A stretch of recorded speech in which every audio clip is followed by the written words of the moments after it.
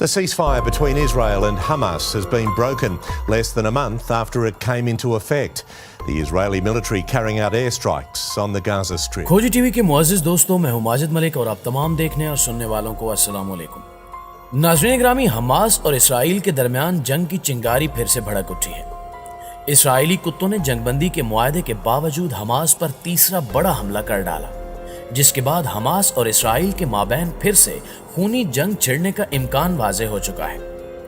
इस हमले में कितना जानी और माली नुकसान हुआ और हमास ने जवाबी कार्रवाई के तौर पर क्या हिकमत अमली अपनाई, इस हवाले से आगे चलकर आपको आगाह किया जाएगा। जबकि दूसरी जानिब नए इसराइली वज़ीर-ए-आज़म नफ्ताली बेनेट ने इसराइल में मौजूद एवेटर नामी बस्ती में खुफिया फौजी अड्डे की तामीर शुरू कर दी है। क्या वाकई किसी बड़ी जंग की तैयारियां उरूज पर हैं? क्या जो बाइडन ईरान को इसराइल के साथ बर्बाद करवाने जा रहा है? आज हम इसी पर तफसीली बहस करेंगे, इसलिए आपसे गुजारिश है कि मुकम्मल हकायक को समझने के लिए वीडियो को आखिर तक जरूर देखा करें। तो आइए चलते हैं मौजू के असल हिस्से की जानिब। मुअज़्ज़िज़ नाज़रीन ग्रामी, इसराइली कुत्ते बाज ना आए और चंद रोज की जंग बंदी के बाद फिर से हमास और गजा की पट्टी पर खौफनाक हमले शुरू कर दिए गए हैं। इस खूनी तसादुम ने एक बार फिर से खित्ते का अमन दांव पर लगा दिया है। माहिरीन के मुताबिक नए इसराइली वज़ीर-ए-आज़म नफ्ताली बेनेट ने तख्त संभालते ही गजा और फलस्तीन में बसने वाले मुसलमानों के खिलाफ शरपसंद इकदामात शुरू कर दिए हैं, जिससे ये बावर होता है कि इसराइल में जो भी शख्स बस से इक्तिदार आता है वो पहले से बढ़कर मुसलमानों के खून का प्यासा निकलता है।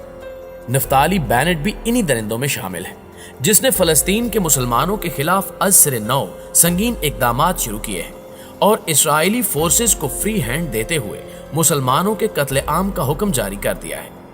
जबकि इस सारे खेल में अमेरिका बराबर का शरीक है।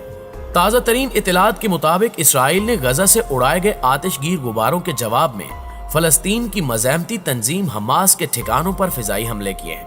हमास और इसराइल के दरमियान हालिया जंगबंदी के बाद ये तीसरा मौका है जब इसराइल ने हमास के ठिकानों पर फिजाई बमबारी की।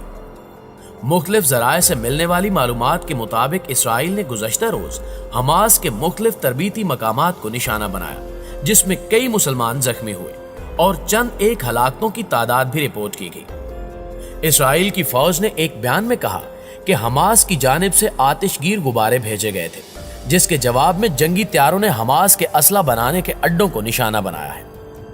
नाज़रीन ग्रामी, चंद रोज कबल इसराइली हुक्काम ने यह दावा किया था कि गजा के साथ सरहदी इलाके अशकोल में 4 मकामात पर आतिशगीर गुब्बारों के बायस आग लगी। आग लगने के वाकयात छोटे पैमाने पर थे और आग पर फौरन काबू पा लिया गया था। इसराइली फोर्सेज ने यह बयान भी जारी किया कि तहकीक की जा रही है कि चारों वाकयात आतिशगीर गुब्बारों के सबब ही पेश आए थे या कोई और वजह थी।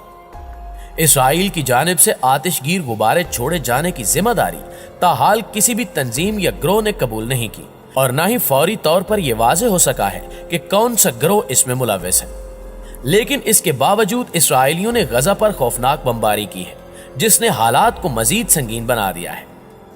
हमास की आला क़यादत ने हालिया होने वाली जंग के बाद यह कहा था कि अगर इसराइल बाज न आया तो उसे बड़े तोहफे दिए जाएंगे, जिसे वो बर्दाश्त नहीं कर पाएगा। और अब की बार इसराइल की जानिब से जंगबंदी मुआहदे की खिलाफ वर्जी करना ऐसा ही है गोया जहरीली मक्खियों के छत्ते में हाथ डालना। अगर हमास एक बार फिर पूरी शिद्दत से जवाब देने पर उतर आया तो यकीनी तौर पर इसराइल को लेने के देने पड़ जाएंगे। जबकि हैरानकुन अमर यह है कि अभी चंद ही दिन कबल इसराइल को इबरतनाक शिकस्त का सामना करना पड़ा और नेतन्याहू की भरपूर हठधर्मी के बावजूद इसराइली फोर्सेस को घुटने टेकने ही पड़े। ऐसे में इसराइल ने एक बार फिर से बमबारी क्यों की और क्या इसराइल बड़े पैमाने की जंग चाहता है? ये वो सवालात हैं जो दुनिया के हर जहन में पैदा हो रहे हैं। मुअज़्ज़िज़ दोस्तों, इसके जवाब में दिफाई माहिरीन का कहना है कि अमेरिका इस वक्त इसराइल को मुकम्मल सपोर्ट कर रहा है। इसराइली यहूदी लाबी ने अमेरिका को अपनी मुट्ठी में कर रखा है और अमेरिका इसराइल के हुक्म बजा लाने के लिए हम वक्त तैयार रहता है। यानी यूं समझिए कि इस वक्त पूरे अमेरिका पर बज़ाहिर तो जो बाइडन की हुकूमत है, मगर इसे अहकामात नफ्ताली बेनेट की काबीना से मिलते हैं, जिसको मानना मिस्टर जो बाइडन के लिए सबसे जरूरी अमर होता है। यही वजह है कि वो जो बाइडन, जो इक्तदार में आने से कबल ही ईरान से जौहरी मुआहदा करने का ख्वाहिशमंद था, آج وہ اسرائیل کی ایک دھمکی سے ڈر گیا اور جو بائیڈن نے اعلان کیا کہ وہ اسرائیل کو ناراض نہیں کر سکتا۔ جب تک اسرائیل نہیں چاہے گا امریکہ جوہری معاہدے میں واپس نہیں آ سکتا۔ اس بیان سے آپ اندازہ لگا سکتے ہیں کہ کیسے یہودیوں نے امریکہ کو بھی اپنا غلام بنا رکھا ہے۔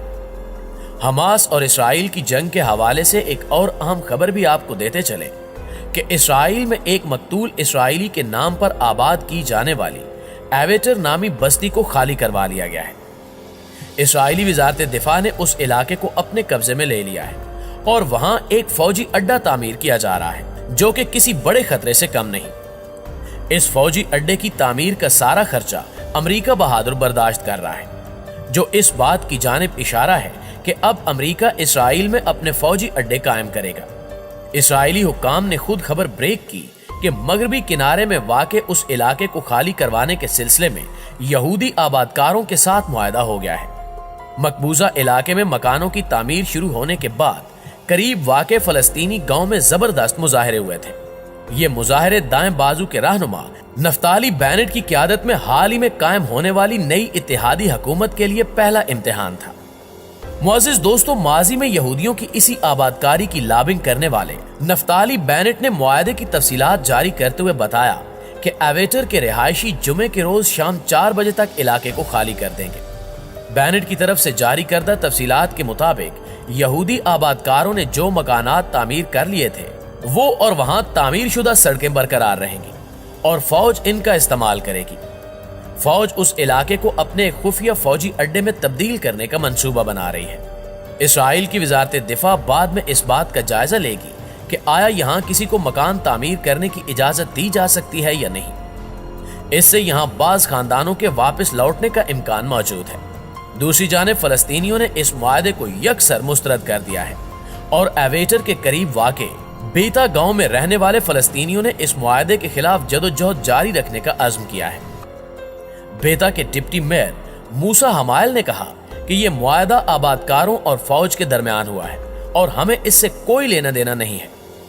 اسرائیل کے اندر مقبوضہ علاقوں میں یہودی بستیوں کی تعمیر کے خلاف تقریباً روزانہ ہی مظاہرے ہوتے رہتے ہیں۔ مظاہرین اکثر اسرائیلی فوجیوں پر پتھراؤ کرتے ہیں، جس کے جواب میں اسرائیلی فوج فائرنگ کرتی ہے اور آنسو گیس کے شیل داغتی ہے۔ حال ہی میں ایویٹر میں ان تصادم میں 2 نوعمر سمیت کم از کم 4 مظاہرین مارے گئے۔ بین الاقوامی برادری مقبوضہ مغربی کنارے میں یہودی آبادکاری کو بین الاقوامی قوانین کے مطابق غیر قانونی سمجھتی ہے۔ دراصل اسرائیل نے 1967 میں 6 روزہ جنگ کے دوران مغربی کنارے پر قبضہ کر لیا تھا۔ اس کا بڑا حصہ اس علاقے پر مشتمل ہے جہاں فلسطینی اپنی مستقبل کی ریاست تعمیر کرنا چاہتے ہیں۔ مقبوضہ علاقے میں 130 سے زائد غیر قانونی یہودی بستیاں اور درجنوں چوکیاں قائم کر دی گئی ہیں جہاں تقریباً 5 لاکھ اسرائیلی آباد ہیں۔ ان علاقوں میں لگ بھگ 28 لاکھ فلسطینی بھی رہتے ہیں۔ فلسطینی اور بین الاقوامی برادری مقبوضہ مغربی کنارے میں یہودی آبادکاری کو بین الاقوامی قوانین کے مطابق غیر قانونی سمجھتی ہے اور اسے امن کی راہ میں رکھنا قرار دیتی ہے۔ تقریباً 20 لاکھ فلسطینی غزہ کی پٹی میں آباد ہیں، جس پر عسکریت پسند گروپ حماس کا کنٹرول ہے۔ مئی 2021 میں اسرائیل اور حماس کے درمیان 11 دنوں تک جنگ ہوئی تھی، جس میں 250 سے زائد افراد ہلاک ہوئے تھے اور پھر مصر کی ثالثی کے بعد جنگ بندی ہوئی تھی۔ جی تو معزز دوستو، یہ تھی ہماری آج کی ویڈیو۔ اگر ویڈیو اچھی لگے تو اسے لائک کرتے ہوئے ہماری حوصلہ افزائی ضرور کیجیے گا۔ انشاءاللہ آپ سے ملاقات ہوتی ہے اگلی ویڈیو میں۔ تب تک اپنا اور اپنے پیاروں کا ڈھیر سارا خیال رکھیے گا۔ اللہ نگہبان۔